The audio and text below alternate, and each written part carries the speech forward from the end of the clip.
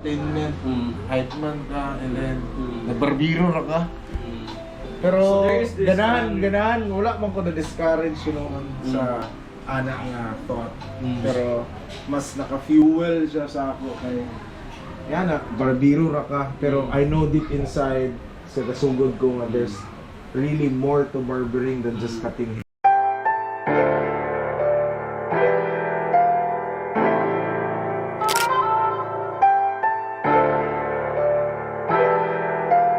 Advocacy in a way like men don't have a place, a spot, or a chance. We never had a chance na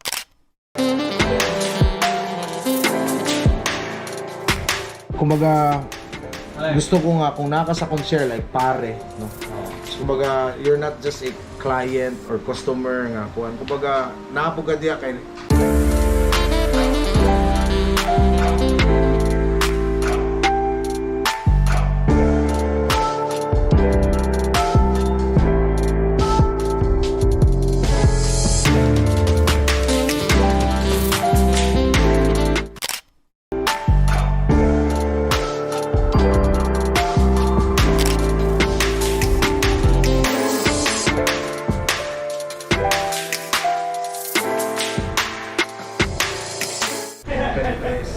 I get the in a nutshell, when you were saying therapy, nice.